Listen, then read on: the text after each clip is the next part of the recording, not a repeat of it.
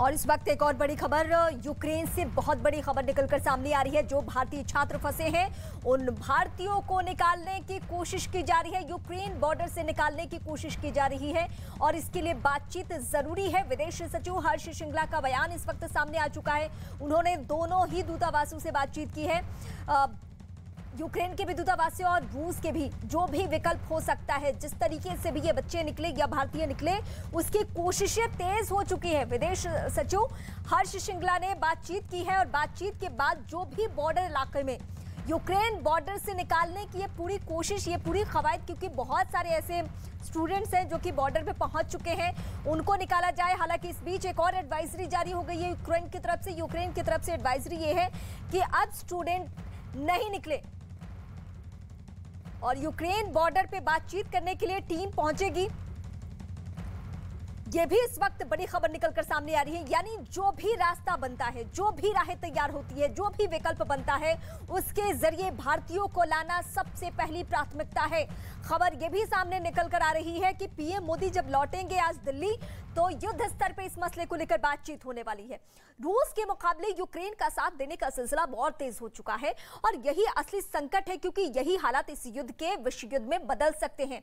ये अलग अलग एंगल से तस्वीरें हम आपको दिखा रहे हैं। यूक्रेन को समर्थन दुनिया के तरफ से, दुनिया के कई मुल्क सामने आ चुके हैं, दुनिया के कई देश सपोर्ट कर रहे हैं।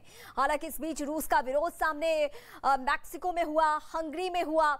इसके अलावा शरणार्थियों की मदद किस तरीके से हंगरी में हो रही है, ये हम आपको दिखा रहे हैं। पुर्तगाल की स्थिति यह है कि यूक्रेन के समर्थन में पुर्तगाल के लोगों ने यहां प्रदर्शन किया। जर्मनी ने तो अनाउंस कर दिया है, एयर स्पेस भी बंद कर दिया है और सपोर्ट के लिए भी अनाउंस कर दिया है। हथियारों के लिए भी उसने बड़ी बात कह दी है।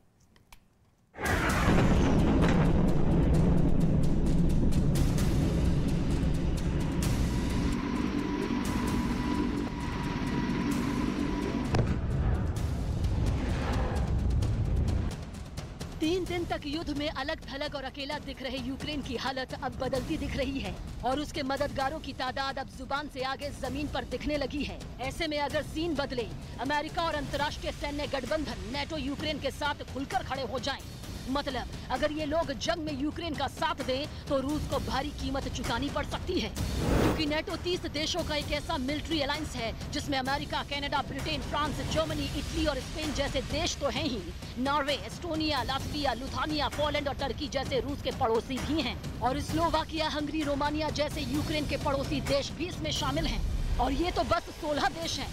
यूरोप में 14 देश और हैं जो नेटो का हिस्सा हैं।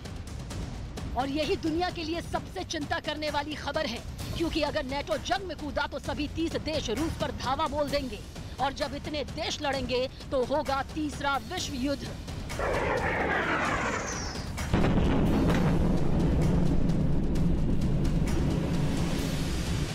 यानी नेटो का साथ अगर यूक्रेन को मिल गया तो रूस के लिए बड़ा नुकसान हो सकता है, क्योंकि उनकी ताकत सिर्फ वायुसेना ही नहीं बल्कि हर मोर्चे पर रूस के मुकाबले काफी ज्यादा है। लगभग 12,500 टैंकों के साथ रूस के पास भले ही दुनिया में सबसे बड़ा टैंकों का बेड़ा हो, लेकिन जब नेटो के 30 देश साथ आते हैं तो रूस के टैंकों का बेड़ा छोटा पड़ जाता है, क्योंकि नेटो के पास 14,500 से ज्यादा टैंक हैं। वहीं रूस की नौसेना के पास 605 जहाज हैं, जबकि नेटो देशों के पास 2000 से ज्यादा जहाज। रूस के पास 70 पनडुब्बियां हैं तो नेटो देशों के पास करीब 150 पनडुब्बियां हैं। अपनी इसी ताकत के दम पर नेटो ने भी रूस को कड़ी चेतावनी दी।